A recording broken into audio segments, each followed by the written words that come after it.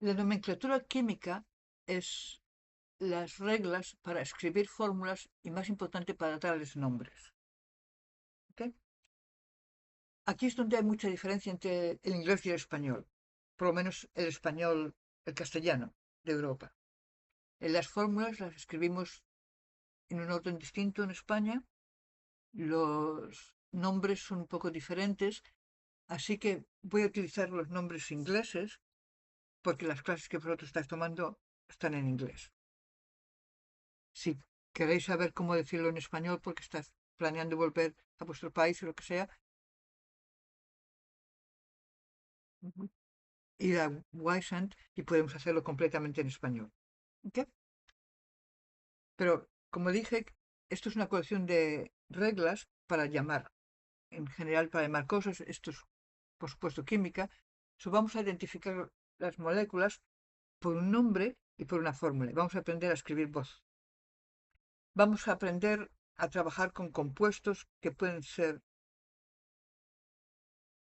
iónicos o moleculares, pero que están compuestos de solo dos elementos, solo que binario, quiere decir.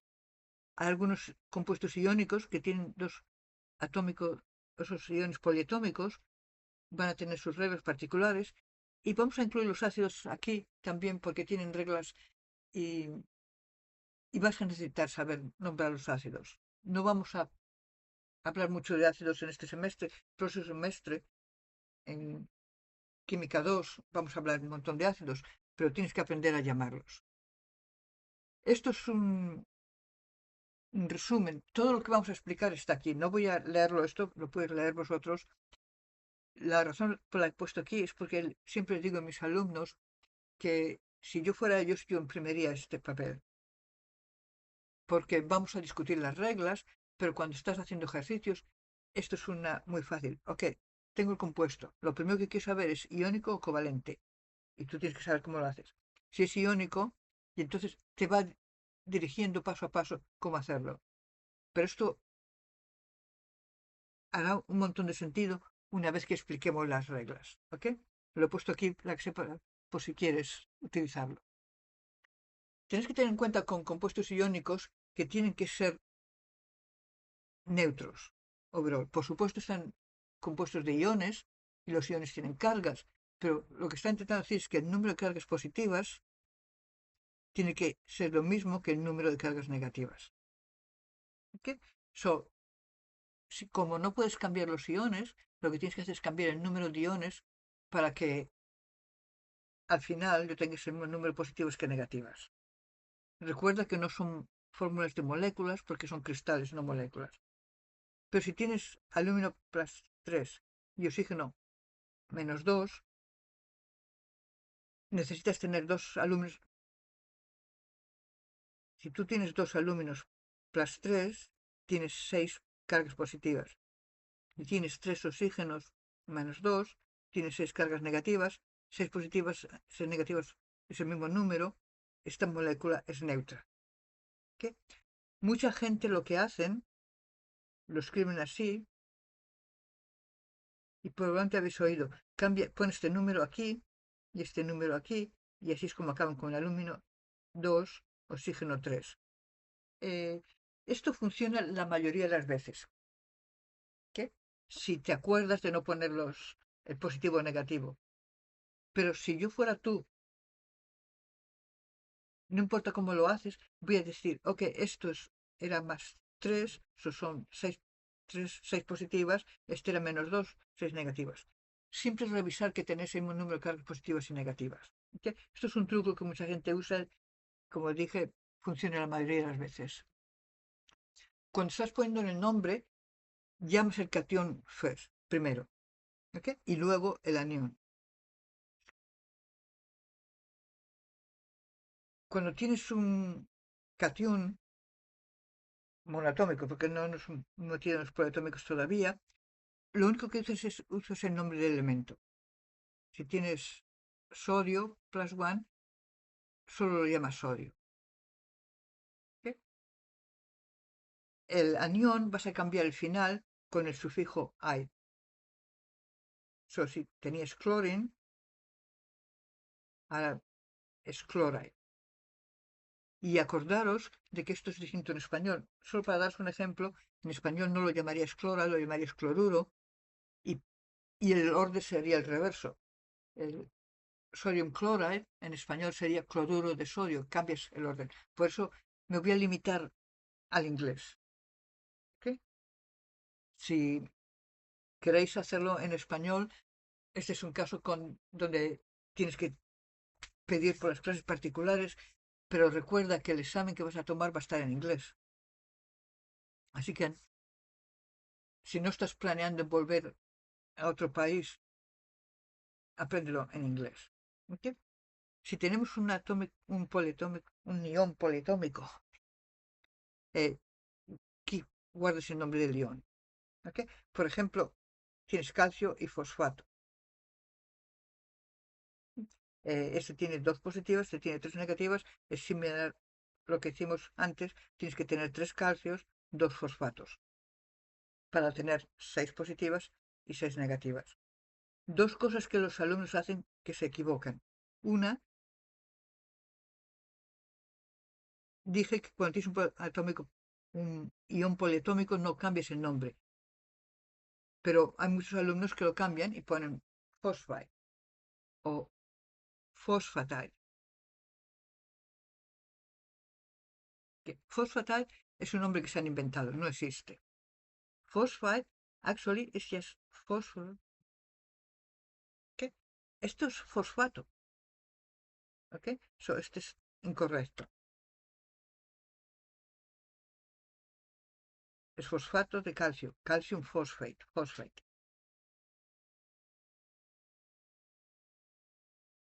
Ese es el nombre correcto. El otro problema es que no ponen el paréntesis.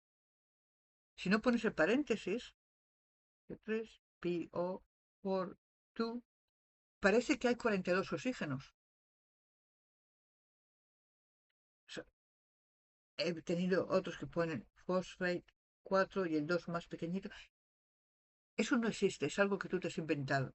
¿Ok?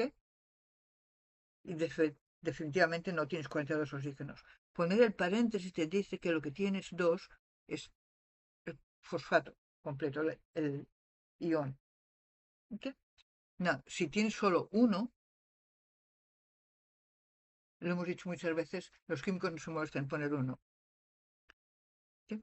Por ejemplo, si en vez de fosfato fuera sulfato, el sulfato tiene dos cargas negativas, el calcio tiene dos positivas, solo tienes uno.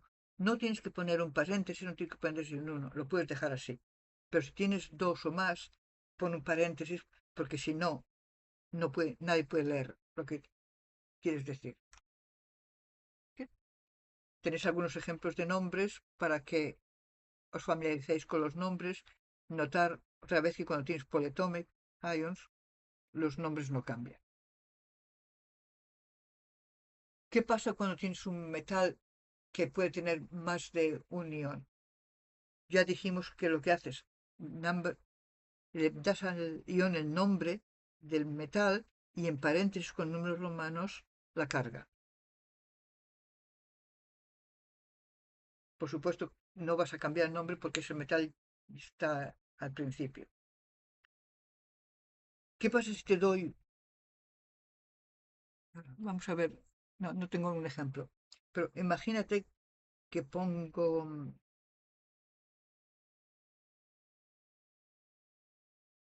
Y tú dices, bueno, sé que cobre tiene más de un ion.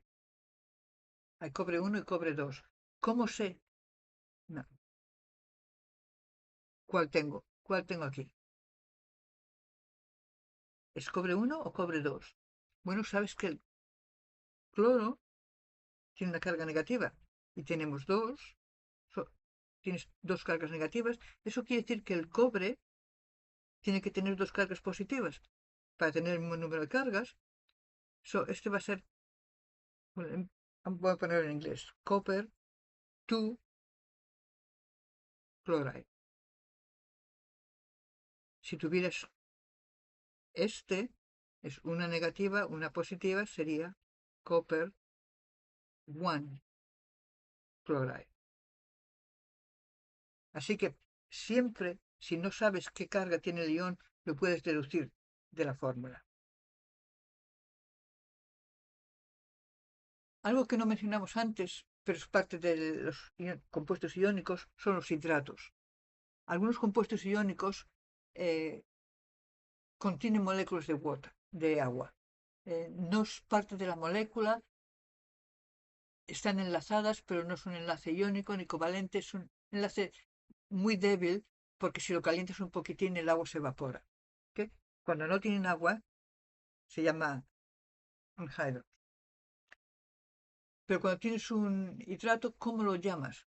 Bueno, primero llamas al compuesto iónico de la forma que tú has aprendido.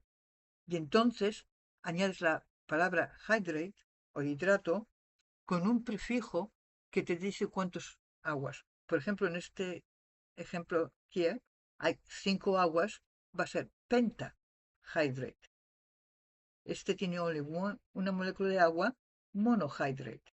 Y tenéis aquí una lista de todos los prefijos si no sabéis alguno. Probablemente lo sabéis porque habéis tenido geometría, pero si no te acuerdas de alguno, ¿cómo es el prefijo de 9? Tenéis una tabla para mirarlo. La otra cosa que quiero avisarte es que muchos estudiantes escriben, por ejemplo, copper sulfate plus. Si pones este símbolo plus, lo que estás diciendo es que el copper sulfato le has añadido 5 moléculas de water, estás disolviendo el sulfato de cobre en agua. ¿Okay? Esto no te indica que es un hidrato. Para indicar un hidrato, notar que tienes un punto.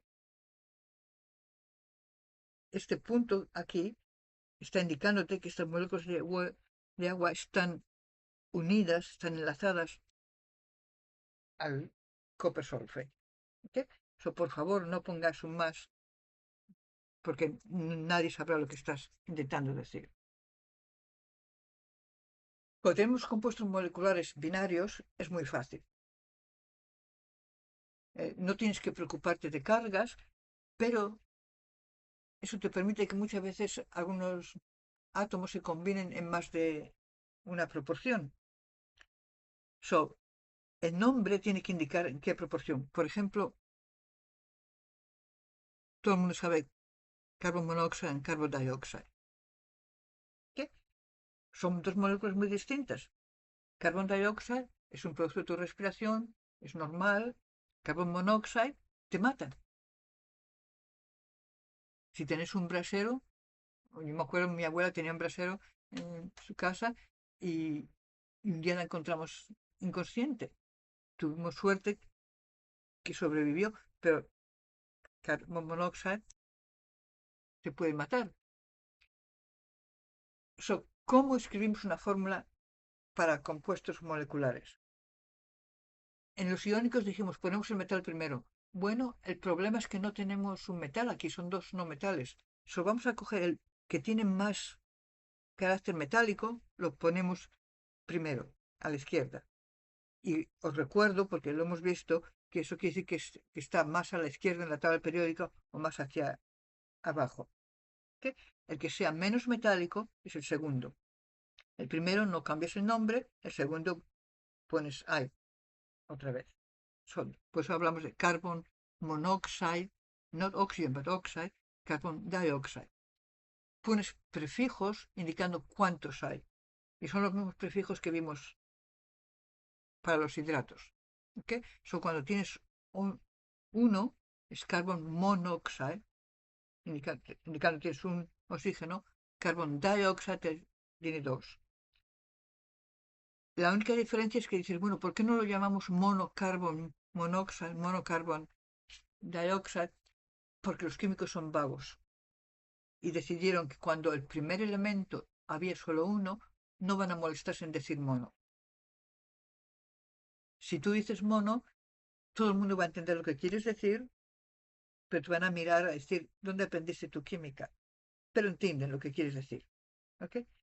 Y muchas veces, y esto funciona mejor en el inglés, por ejemplo, correctamente deberías decir monooxide, pero cuando lo pronuncias no dices dos O's, lo combinas en monoxide.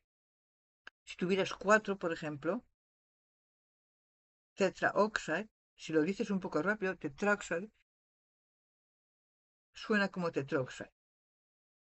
Lo escribimos un poco de la manera que la pronunciamos. Otra vez, si dices monooxide, tetraoxide,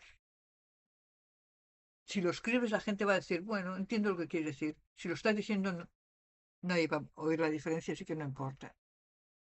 ¿Sí? Aquí tenéis unos cuantos ejemplos para mirar. Antes de hablar cómo nombrar los ácidos, tenemos que definir qué es un ácido.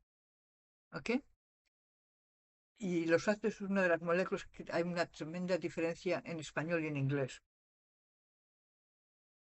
Pero los ácidos son moléculas que cuando las disuelves en agua producen protones o iones de hidrógeno. ¿Ok? Esa es la razón. Por ejemplo, tú puedes tener el gas y lo llamas halogen chloride. ¿Ok? Es un enlace covalente, halogen chloride. Perfecto. Pero si lo disuelves en water, sabes que se va a disociar, en este particular caso se va a disociar completamente, pero algunos solo se disocian particularmente, pero forma iones. Esto es un ácido. El gas no es ácido, porque no se ha disuelto en agua, pero en el momento que lo disuelves en agua, tienes un ácido. Y las reglas van a ser distintas, porque al darle un nombre distinto, puedes diferenciar cuál de los dos tienes. ¿Okay? ¿Qué es lo que hacemos? Habíamos dicho que esto va a ser hydrogen chloride. Elimina hydrogen y le puedes hydro. No, el final de la palabra state of IDE vamos a representarlo con ic. Hydrochloric. Y por si no lo habías entendido, le vas a llamar ácido. Hydrochloric acid. Aunque la fórmula es la misma, tenemos dos nombres distintos. Uno para la molécula pura, otro para la molécula disuelta en agua, que es un ácido. ¿Okay? Pero la regla, como vas de un nombre al otro, sustituye hidrógeno por hydro, I por ic, y añade la palabra ácido. Esto es lo que tengo escrito aquí, lo puedes leerlo. Es lo mismo que acabo de decir. ¿Okay? Y aquí tienes unos cuantos ejemplos cuando tienes la molécula es pura como un gas y cuando tienes la forma de un ácido. Notad que en español no pones el hidrógeno enfrente, escribiría esos ácidos así. Me gusta más el sistema inglés, para ser sincera. Me costó un poquitín acostumbrarme, pero poniendo el hidrógeno lo primero es como una bandera que está diciendo, hey, soy un ácido, soy un ácido. Y muchas veces va a haber hidrógenos que no son parte del ácido y verás cuando escribes la fórmula que separas los hidrógenos que se van a liberar de los que no se liberan. El sistema inglés, que es el sistema de UPAC, también es mucho mejor que el español. Lo mismo que teníamos oxyanions, tenemos oxyacids. Por supuesto, si es un ácido, tienes que tener hidrógeno. Oxi dice que tiene oxígeno, tiene que haber algo más. Lo que estamos hablando es un oxyanion que se ha combinado con hidrógeno.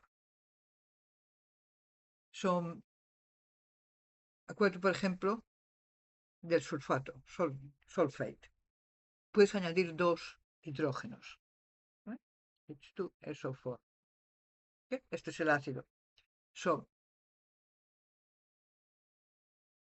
¿Cómo lo llamarías? No vas a llamarlo hidrógeno, porque es un ácido. Coge el anión. Si terminaba en 8, lo vas a llamar ic. En este caso, sulfuric. Si fuera el otro, SO3, que es sulfide, sería sulfuros. 8 reemplazado con ic, Aid con os. And then, por supuesto, añade la palabra ácido para estar segura de que sabes lo que tienes. ¿Sí? No es difícil, pero